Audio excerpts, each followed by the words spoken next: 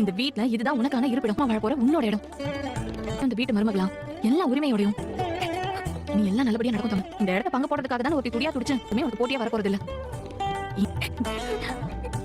போ. சரிங்கக்கா.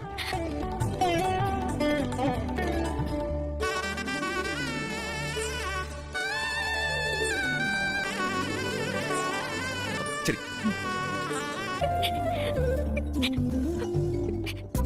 நீ நம்புற மாதிரியே இந்த கல்யாணம் நடக்கிறதுக்கு துணையா இருக்கும். நீ சொன்னல உன் நம்பிக்கை வீண்.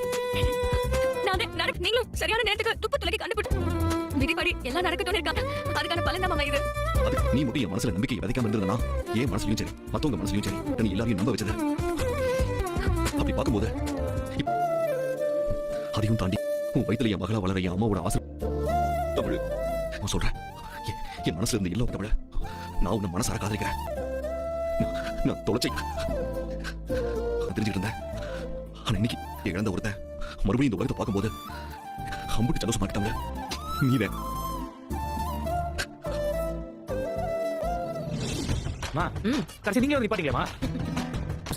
போஸ். அந்த தமிழ்ச்செல்வி நமக்கு அவளை நம்ம என்னைக்கு வேணாலும் நேருக்கு நேர் சந்திச்சுக்கலாம். புதுசா ஒரு எதிரிய அப்படி வளர விட்டுட்டோம்னா இருக்க மாட்டேன். எவ்வளவு மட்டமா நடந்தா தெரியுமா? அவளுக்கு இந்த மாதிரி லட்சக்கணக்கில் எடுத்து கொடுத்தா கூட ஏதாச்சும் எடுத்துட்டு நான் தான் புடவையை மாத்தி வச்சேன். பேசிட்டு போறா. அப்படின்னா என்ன சார் பட்டவளுக்கு நம்ம உதவி செய்யலாமா? சொல்லு. உங்ககிட்ட மடிப்பிச்ச கேக்குறேன்னு சொல்லி சேலையை அதே நம்ம அப்படின்னா அத்தைக்கு எவ்வளவு நெஞ்சு எடுத்துருக்கணும். சரி, அந்த செல்ல பண்ணி போன் பண்ணி கல்யாணத்தை நிப்பானா? அதனாலதான் இந்த கல்யாணத்தை நிப்பா. அந்த தாமரையும் சரி சாவித்திரியும் சரி சுத்தமா நண்டு. நாம அந்த கல்யாணத்தை அவ ஜெயிச்சுட்டு போட்டோம். அவ வேற பாத்துக்கலாம். ஏற்கனவே நாம உங்க பெரியப்பாவுக்கும் பெரியம்மாவுக்கும் கூஜா தூக்கிட்டு இருக்கோம். இதுல இந்த இடத்துக்கு நாம வாழாமலே இருந்தலாம். நீங்க வந்து கல்யாணத்தை நிப்பாட்டி நான் எதிர்பார்த்துக்கேன். இப்ப எல்லாருக்கும் தெரிஞ்சிருக்கும். கொடைக்கானல் ட்ரிப்பை வச்சு நீ ஆசைப்பட்ட மாதிரி இல்ல எல்லாருமே உனக்கும் செய்துக்கும் நடக்க போற அன்னைக்கு போலீஸ்க்கு போன் பண்ணி கல்யாணத்தை நிறுத்திக்கிறேன். உங்க தங்கச்சி மேல தாமரை. ஆமா, உண்மையும் பொய்யும் விட்டது. ஆனா இப்படி ஒரு வாழ்க்கையை வாழறதுக்கு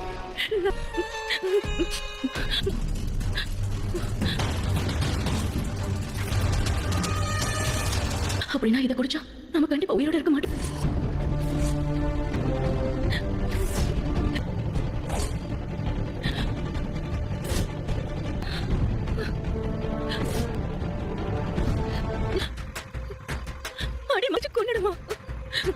பேசிக்கிட்டு இருக்க நீ எதுக்கு சாகணும்? ஓஹோன்னு வாழ்றதுக்காக பிறந்தவன் அப்படி ஒரு காரியத்தை பண்ணிட்டு இருந்த. இன்னும் என்னெல்லாம் சொல்லு. நான் பாட்டுக்கு தான் இருந்தேன். என் மனசுல ஆசையை வளர்த்த கூட்டிட்டு வந்தாரு. அதுக்கப்புறமா இந்த உண்மையை ஏத்துக்கிட்டு மனசை மாத்தி சேது மாமா வேற ஒருத்தைய கல்யாணம் பண்ணிட்டு வந்ததுக்கு அப்புறமா இந்த சேதுக்கு கட்டி வைப்பேன் அதை இதுன்னு சொல்லி இப்ப வாழ முடிஞ்சுதாமா? இல்லம்மா, சொல்லுமா சொல்லுமா.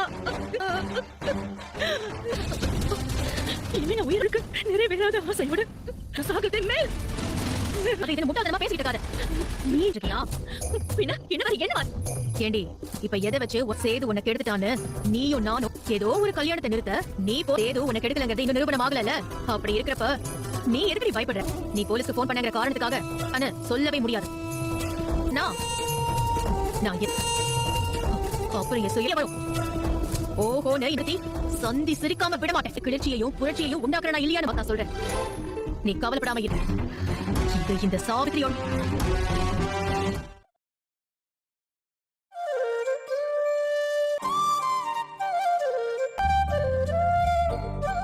என்னங்க என்னாச்சு? ரொம்ப நேரமா இதை யோசனையாவே இருக்கீங்க. யார் சரி பொண்ணு?